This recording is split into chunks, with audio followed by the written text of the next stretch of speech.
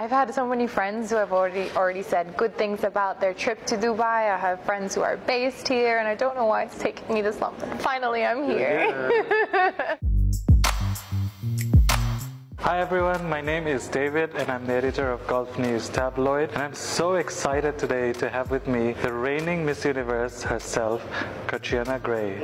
Okay, so Catriona, welcome to Dubai. Thank you. Why did it take you so long to come to the UAE? I know, right? I was just having a conversation also with Josh, who I'm sure you've met from Expedition. I've had so many friends who have already said good things about their trip to Dubai. I have friends who are based here, and I don't know why it's taking me this long, but finally I'm here. Yeah. So why don't we go back to that night in December? Talk a little bit about it. I know you've spoken a lot about it, but let's go back. You can't have enough of that moment, right? Well, you know what, it's such a surreal feeling to prepare for something for months and to go through such a journey to get to that one night. And it symbolizes so much because, you know, you just don't know, is my life going to change after this night ends? And actually what's funny, it wasn't actually a night, it was an early morning in Bangkok, Thailand. Yeah. It was like a 7 a.m. show. If we combine that with the lack of sleep and being topsy-turvy with time, we're all a little bit delirious, we're a little bit incredulous, but what an amazing experience. One, being in Bangkok, Thailand, there were so many amazing fans and supporters who came out to support not only me but the rest of the girls. So the energy and the impact there, you know, was unbelievable. And of course we had so many fellow Filipinos there also, which made me feel so supported that night. Even when I'm standing in top two, if you look at my face, it's almost like I'm calm. Yeah.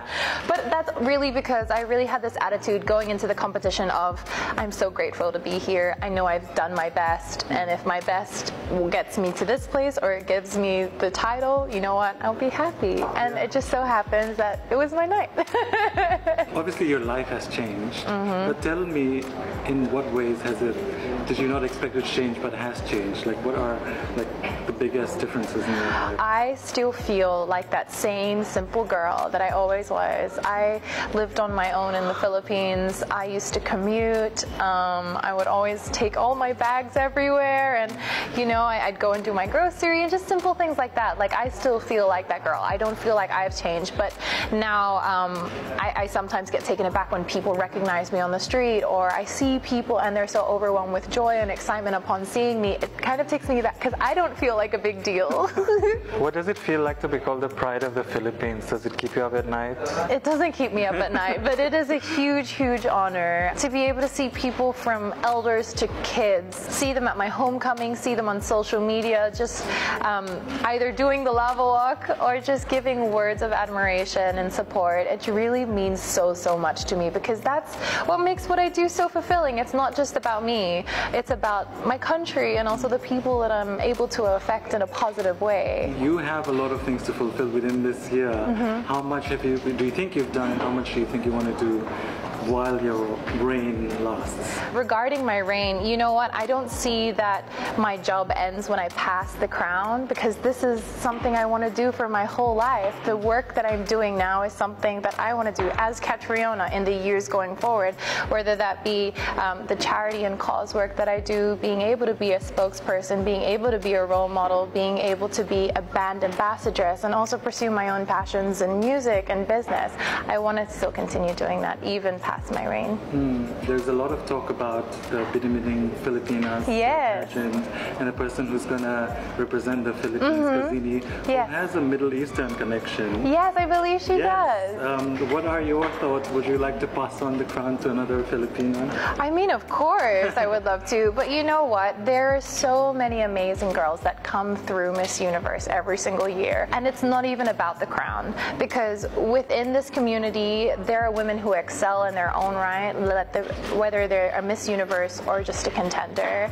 And that's what's so great about our platform. It really changes girls' lives, and more so, you become a part of a community that uplifts women. I wish Gazini all the best. I'm so excited. I was there to crown her in the Philippines. You spoke about HIV/AIDS in our interview. Yes.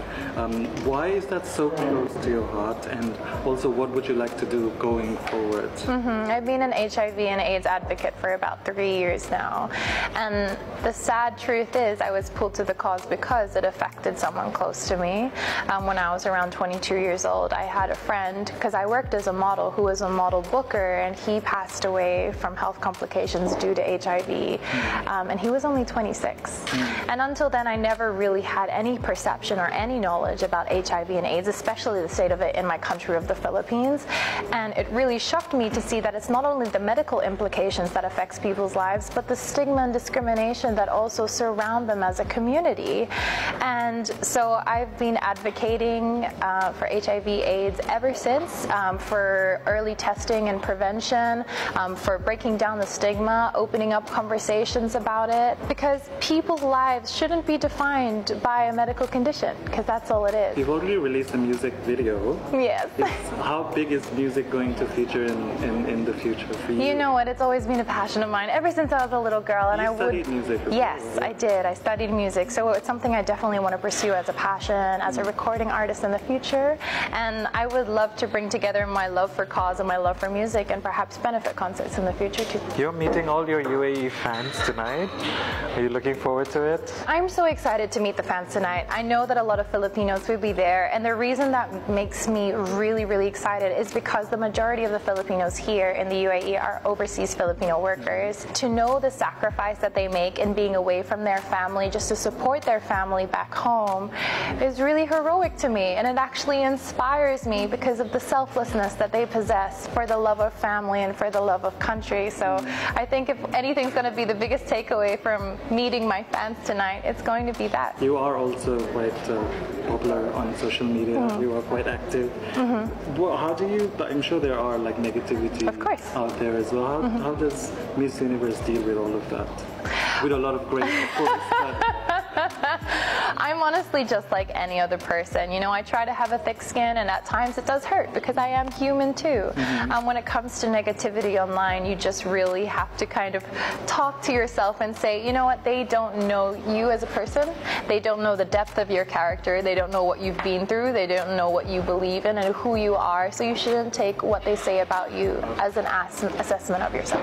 Does that make sense? Yeah. Because they've never met you, and then they're saying these things about you, and probably if they were in front of you, they wouldn't even say those things. So when it comes to social media, I never retaliate with negativity because I feel like that's just a never-ending cycle. I always try and promote positivity, and I feel like that's not conditional to me being a title holder. I believe everyone has the ability to stop that cycle of hate and negativity, especially when it comes to social media. Amazing. On that note, thank you so much. Thank you for your time also.